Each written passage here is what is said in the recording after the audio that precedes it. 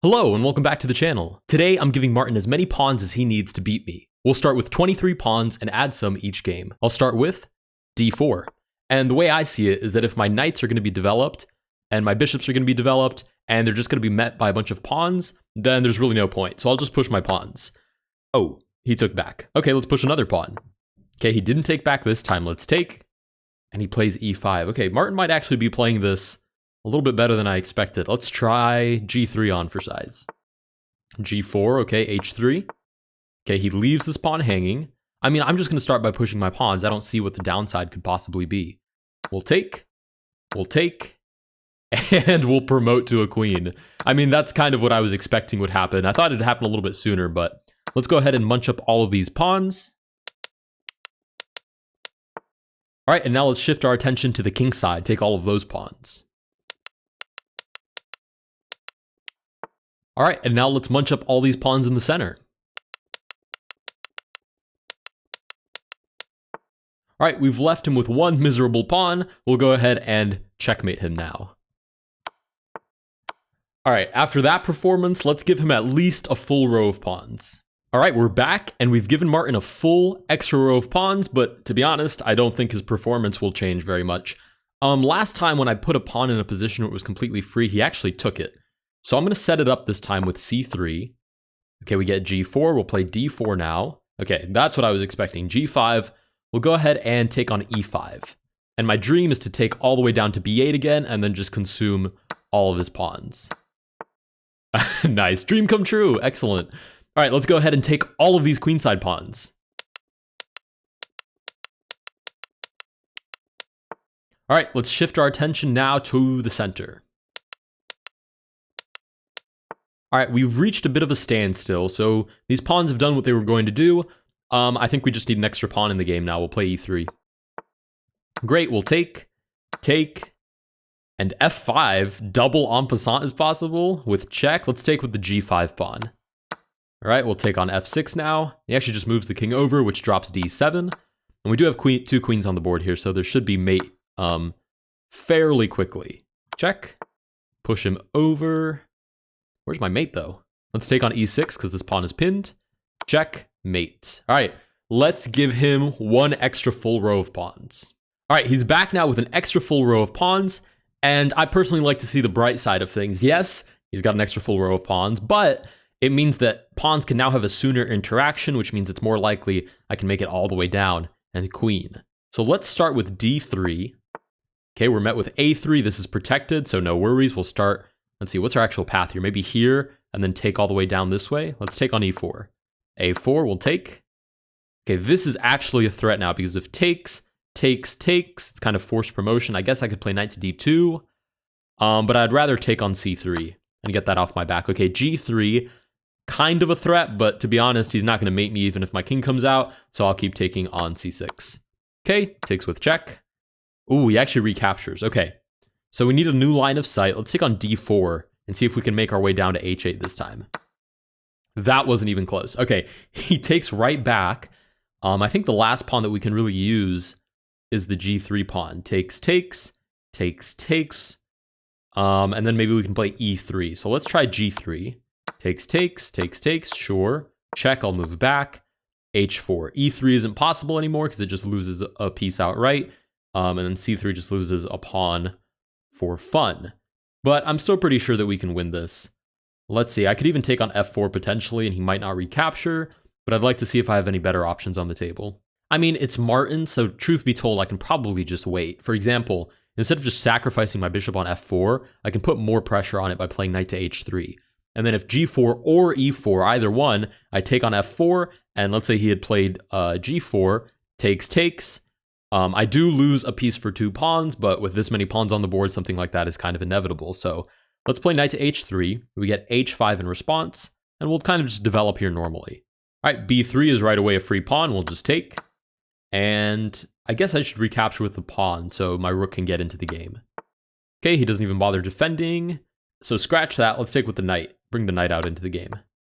Okay, d5. Slowly we're taking the pawns. As they come forward, he tends to hang some of them. So let's play bishop b2, kind of along the same ideas.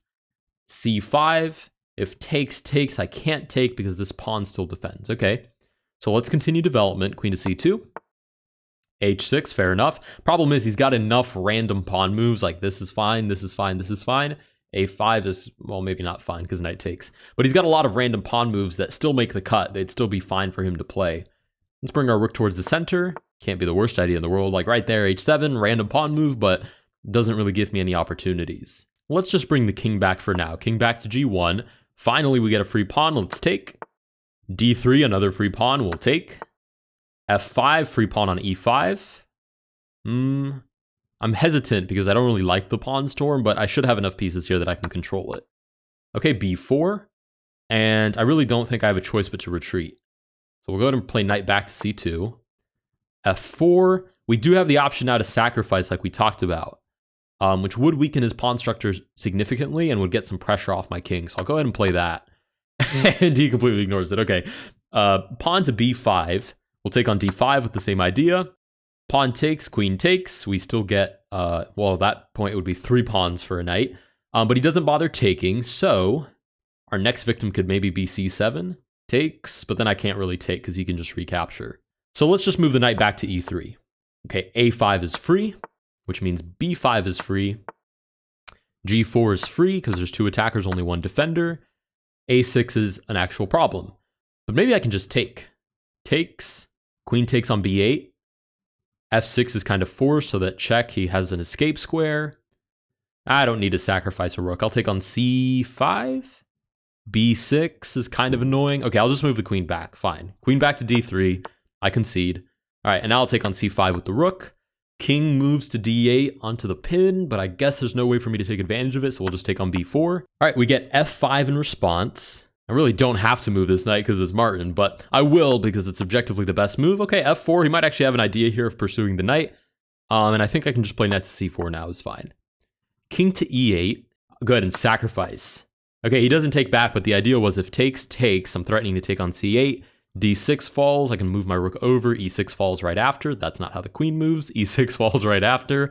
But he doesn't, so now we just take all the pawns from behind. Takes. Take with check. King moves over. Give me this pawn. Give me that pawn. Check. Dive into f8. And mate. All right, let's give him... All right, I've settled with giving him 2 extra pawns.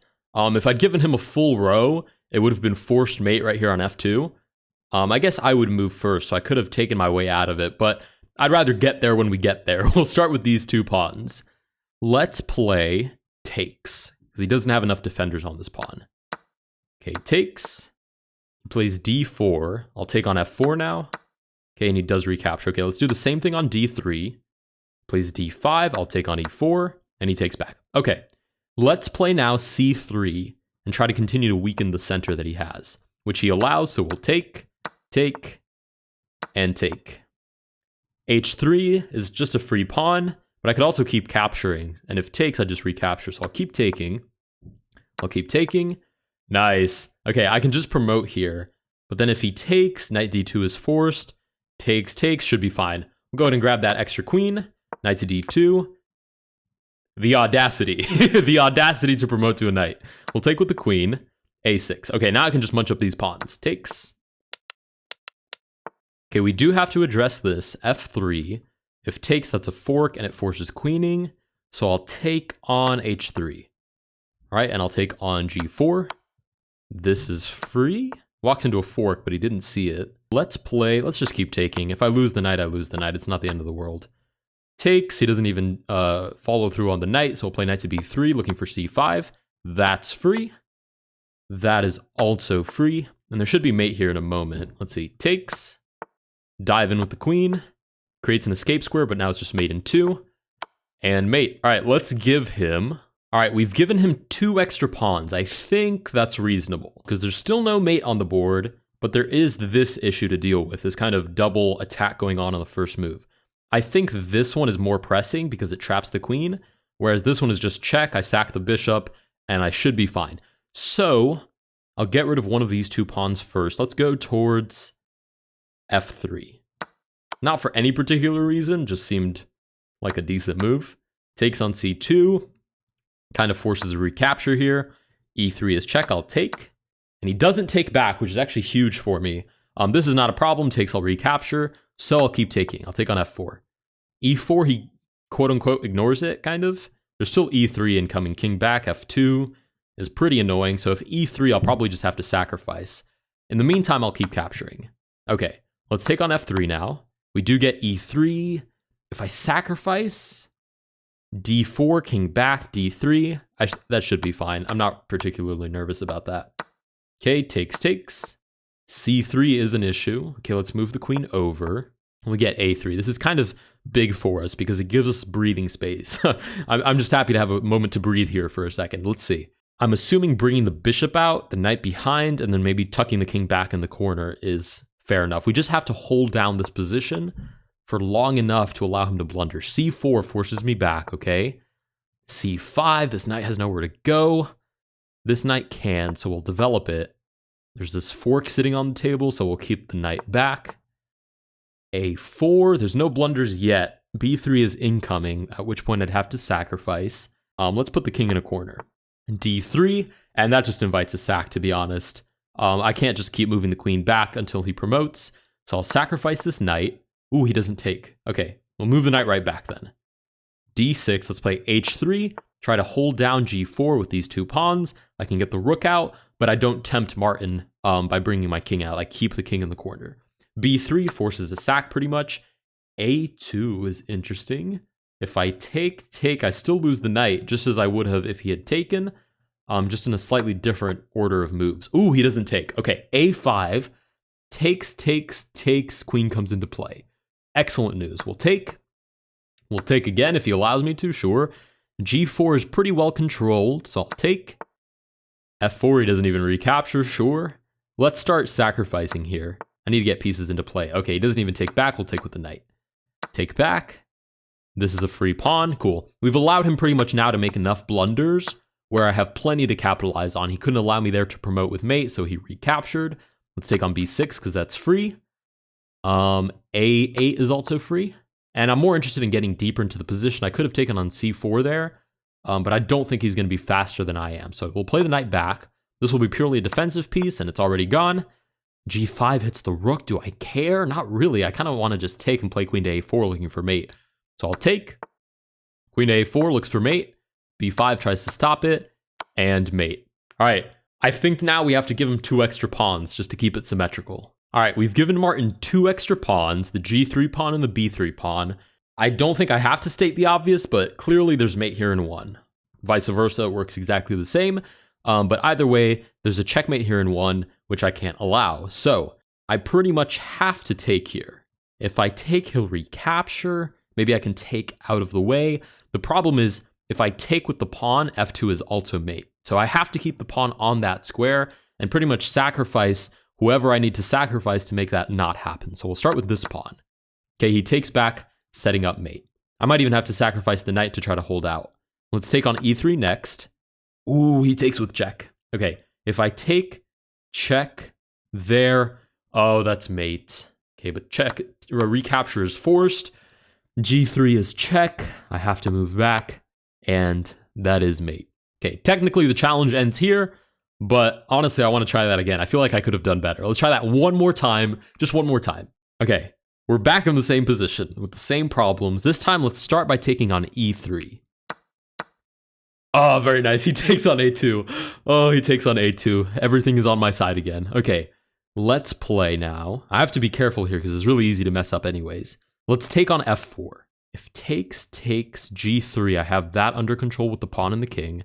And if e3, I can just sacrifice. So let's take on f4. d2 is check. That was going to have to be sacrificed anyways. We'll take with the king, and we'll sacrifice the bishop. The audacity to promote to a queen like it's not going to be off the board in a second. We'll take with the rook. Okay, he takes back on f4. If I play the bishop back, there's check, takes. I can take with the king. Check, king to f4, and then mate, which is a crazy sequence of moves. But it's on the table, so I can't allow that. What if I just sacrifice the bishop? Pawn takes, check, and there's no more mate. So I'll sack the bishop. He does take back. Let's take on f3. g3 is check. I'll take. Nice, and he doesn't even take back. Take on h4 because that's free. I'll keep taking because this pawn isn't going anywhere. Okay, finally he recaptures, so I will take on b2 now. Okay, this is pretty good. We get pawn to f6. Let's take on h5. b3, let's take. And he does recapture, okay. I played this game because I'm really interested in kind of pushing the limit of this challenge. I mean, at some point I'll learn some new strats and have to revisit this and maybe even be able to put more pawns on the board. But in the meantime, I'm kind of just going to throw whatever at him and see if it sticks. Let's bring this rook back.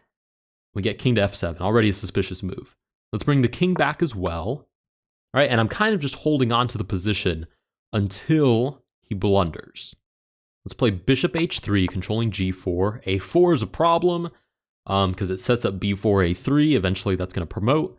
Maybe I can put some pressure on his king somehow. I'm just not sure through what means. a3, okay, I have to move the rook back. I'm kind of hoping that I can get this. It looks really slow, but it also seems like my best chance. Let's set that up, and we have this sacrifice now. If pawn takes, it's mate. But I'm assuming Martin won't play into that. He'll take with the king. We can take with the queen, and at least we have fighting chances. Okay, he did take with the king. We'll take back. b2 is kind of scary because a2 takes his promotion. If I move away, he can promote the same. I sack the rook, he takes. He gets his queen. So how do I target this king? I need more pressure on the king, but I'm not sure how on earth I'm going to create it. If I play e4, he might play king to e5, but more likely he'll just en passant out of it.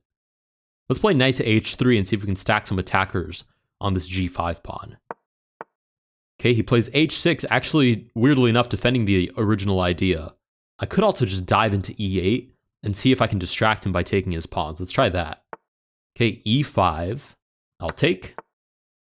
e4, e4, I'll take with check, and then take on g8. g6, I'll take this pawn, kind of thinning out the king side. I'll take on d8, sure, why not? Take, and I'm kind of racing. Eventually, he'll randomly move this pawn and then randomly move it again, or maybe this one and promote. But in the meantime, it's a race. Oh, actually, let's take on f4 and bring the rook into the game. Let's do that. Bring the rook into the game. That's very promising.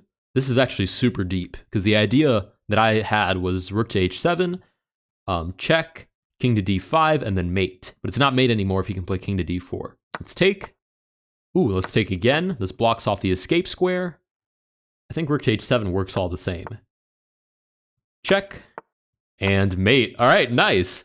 I guess let's give him 2 more pawns, because why not? Let's give it a try. All right, with this, we've achieved maximum pawn power. I don't know if it's going to work, but we'll try the same strat as last time.